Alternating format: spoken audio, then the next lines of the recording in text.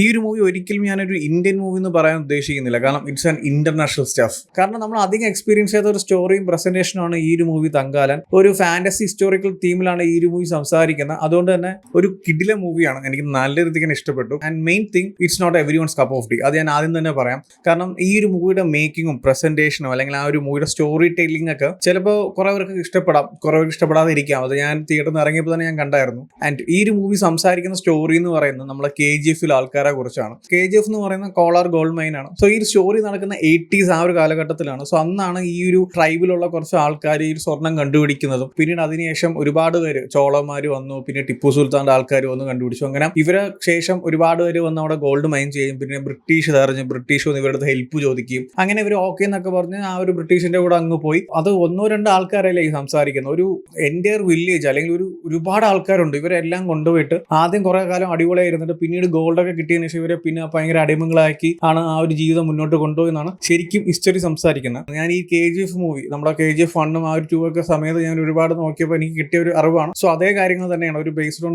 True story ആയിട്ടാണ് ഈ ഒരു സിനിമ സംസാരിക്കുന്നത്. ആൻഡ് ഇതിലോട്ട് വരുമ്പോൾ ഈ ഒരു പണ്ട് കാലത്ത് ഈ സ്വർണം കണ്ടുപിടിച്ച സമയത്തുണ്ടായിരുന്ന കുറച്ച് മിത്തും കാര്യങ്ങളും, ആ ഒരു ട്രൈബിന്റെ ആൾക്കാരും അവരെങ്ങനെയാണ് ഇത് കണ്ടുപിടിക്കുന്നത് ഗോൾഡ്, ആൻഡ് ബ്രിട്ടീഷ് വന്ന് വിളിക്കുമ്പോൾ ഇവരെല്ലാവരും കൂടി പോയി അല്ലെങ്കിൽ ഇവരെന്താണ് അവിടെ ശരിക്കും ഫേസ് ചെയ്യുന്നത്. സോ അങ്ങനത്തെ ഒരു മിത്ത് പീരിയോഡിക് സ്റ്റോറി സംസാരിക്കുന്ന ഒരു മൂവിയാണ്. സോ ഇതാണ് ഈ ഒരു മൂവിയുടെ സ്റ്റോറി എന്ന് പറയുന്നത്. സോ സിനിമ കൊണ്ട് ഞാൻ പുറത്തിറങ്ങിയപ്പോഴും ഒരുപാട് പേര് പറയുന്നുണ്ടായിരുന്നു ഒരുപാട് പേർക്ക് സിനിമ വർക്കായില്ല, അല്ലെങ്കിൽ സെക്കൻഡ് ഹാഫ് ഒക്കെ കുറച്ച് ലാഗ് ഉണ്ടായിരുന്നത്. പക്ഷെ എന്നെ സംബന്ധിച്ചോളം എനിക്ക് നല്ല രീതിക്ക് തന്നെ സിനിമ വർക്കായി. സിനിമ എന്താണോ സംസാരിക്കുന്നത്, എന്ത് സ്റ്റോറിയാണോ ഇവിടെ പ്രസന്റ് ചെയ്യുന്നത്, അതിനെ വളരെ ഡീറ്റെയിൽ ആയിട്ടാണ് ഈച്ച് ആൻഡ് എവറി സീക്വൻസിൽ അവർ കാണിച്ചിട്ടുണ്ട്. സിനിമ സ്റ്റാർട്ട് ചെയ്ത് ആ എൻഡ് വരെ ക്ലൈമാക്സ് എന്നൊക്കെ പറയുന്ന വേറെ ലെവൽ ഐറ്റമാണ്. അതിനെക്കുറിച്ചൊന്നും ഡീറ്റെയിൽ ആയിട്ട് പറയുന്നില്ല. ആ ഒരു എൻ്റെ സ്റ്റോറി പ്രസന്റേഷൻ വാസ് ലൈക്ക് ഓരോ സീക്വൻസും എന്താണോ ഓഡിയൻസിൽ എത്തിക്കേണ്ടത്, അല്ലെങ്കിൽ അവർ സംസാരിക്കുന്ന സ്റ്റോറി എന്താണോ അതിന്റെ പൊളിറ്റിക്സും അല്ലെങ്കിൽ അതിന്റെ ആ ഒരു ഡീറ്റെയിലും, അതായത് ചില സിറ്റുവേഷൻസ് ഒക്കെ വരും. അതായത് ഒരു ഫുൾ സ്റ്റക്കായിട്ട് ഇനി എന്ത് ചെയ്യണമെന്ന് അറിഞ്ഞുകൂടാന്ന് പറഞ്ഞിരിക്കുന്ന സിറ്റുവേഷൻ ഒക്കെ ഉണ്ട്. സോ അതൊക്കെ വളരെ ഡീറ്റെയിൽ ആയിട്ട് തന്നെ ഓരോ സീക്വൻസിൽ കാണിച്ചിട്ടുണ്ട്. ചിലവർക്ക് അത് ചിലപ്പോൾ ലാഗായിട്ട് തോന്നും, പക്ഷെ എന്നെ സംബന്ധിച്ചോളം ആ ഓരോ കാര്യങ്ങളും വളരെ നൈസായിട്ട് തന്നെ വർക്കായിട്ടുണ്ട്. സോ ഈ ഒരു സ്റ്റോറിനെ മാറ്റി നിർത്തിയ ഈ ഒരു മൂവിയിൽ ഹൈലൈറ്റ് ചെയ്ത് സംസാരിക്കേണ്ട കുറച്ച് കാര്യങ്ങളുണ്ട്. ഈ ഒരു മൂവിയുടെ മേക്കിംഗ്, ഈ ഒരു മൂവിയുടെ സിനിമാറ്റോഗ്രാഫി,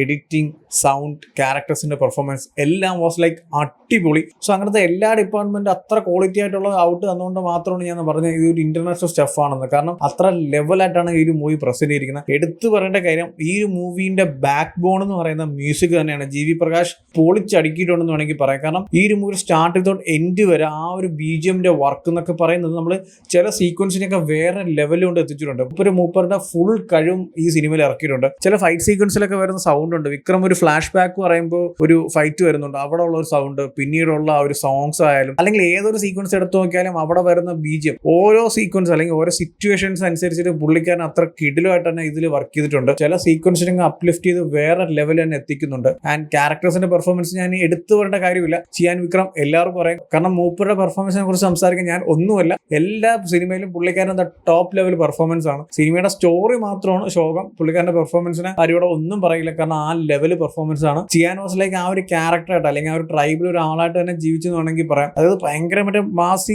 സൂപ്പർ ഹീറോ അങ്ങനത്തെ എലമെന്റ് ഒന്നും അല്ല കേട്ടോ. ഒരു പച്ചയായ ഒരു മനുഷ്യൻ, അയാളുടെ നാട്ടുകാർക്ക് വേണ്ടി അയാൾ ജീവിക്കുന്ന അല്ലെങ്കിൽ അയാളുടെ നാട്ടുകാർക്ക് അയാൾ നിൽക്കുന്ന, സോ അങ്ങനത്തെ ഒരു ക്യാരക്ടറായിട്ടൊക്കെ പുള്ളിക്കാരൻ വേറെ ലെവലായിട്ട് തന്നെ പെർഫോം ചെയ്തിട്ടുണ്ട്. വിക്രത്തിന്റെ ക്യാരക്ടറിനെ കുറിച്ച് സിമ്പിൾ ആയിട്ട് പറയുകയാണെങ്കിൽ നമ്മൾ ഇത്രയും കാലം കണ്ടതുപോലത്തെ ഒരു ക്യാരക്ടർ അല്ല. ഒരു 2 ടൈപ്പ് ഓഫ് ക്യാരക്ടേഴ്സ് ആണ്. അതിന്റെ പുള്ളിക്കാരൻ അടിപൊളിയായിട്ട് തന്നെ ചെയ്തിട്ടുണ്ട്. വല്ല കിഡിലോ എന്നൊക്കെ പറഞ്ഞ് നമ്മളിങ്ങനെ കിളി പറഞ്ഞിരിക്കുക ആ ഒരു പെർഫോമൻസ് കണ്ടിട്ട്. ആ ഒരു ക്യാരക്ടറിനെ ഡീറ്റെയിൽ ആയിട്ട് ഒന്നും പറയുന്നില്ല, പറഞ്ഞ സ്പോയിൽ ആയിപ്പോൾ. സോ അത് നിങ്ങൾ തിയേറ്ററിൽ കണ്ട് തന്നെ എക്സ്പീരിയൻസ് ചെയ്യണം. ആ ലെവലായിട്ട് പുള്ളിക്കാരൻ അത് പെർഫോം ചെയ്തിട്ടുണ്ട്. ചിയാൻ വിക്രം മാത്രമല്ല, ഈച്ച് ആൻഡ് എവരി വൺ സിനിമയിൽ വന്നു പോകുന്ന എല്ലാവരും അടിപൊളിയായിട്ടാണ് പെർഫോം ചെയ്തിട്ടുണ്ട്. എടുത്തു പറയേണ്ട ചെയ്യാൻ കഴിഞ്ഞ പാർവതിയാണ്. പാർവതിയുടെ ക്യാരക്ടറിനെ പുള്ളിക്കാരി വാസ് ലൈക്ക് ടോപ്പ് ലെവലായിട്ട് തന്നെ പെർഫോം ചെയ്തിട്ടുണ്ട്. ആ ഒരു ക്യാരക്ടറിനായിട്ട് മറ്റേ ജീവിച്ചൊക്കെ കാണിക്കത്തില്ല, ആ ലെവലായിട്ട് ആ ഓരോ സിറ്റുവേഷൻസ് ആയാലും ആ ഒരു ഇമോഷൻസ് ആയാലും ആ ഒരു ക്യാരക്ടറിനെ പുള്ളിക്കാരി അടിപൊളിയായിട്ട് തന്നെ പെർഫോം ചെയ്തിട്ടുണ്ട്. ആൻഡ് മൂവിയുടെ ഒരു ടെക്നിക്കൽ സൈഡ് വരുവാണെങ്കിൽ ആ ഒരു മൂവിയുടെ സിനിമാറ്റോഗ്രാഫി ആയാലും എഡിറ്റിംഗ് ആയാലും ആർട്ട് ആയാലും കോസ്റ്റ്യൂം ആയാലും എല്ലാം അടിപൊളിയാണ്. മെയിൻലി എടുത്തു പറയേണ്ട സിനിമാറ്റോഗ്രാഫി ആൻഡ് എഡിറ്റിംഗ് അടിപൊളിയായിട്ട് തന്നെ വന്നിട്ടുണ്ട്. ചില കിടിലം ഫ്രെയിംസും ചില കിടിലം ക്യാമറ മൂവ്മെന്റ്സ് ഒക്കെ ഉണ്ട്.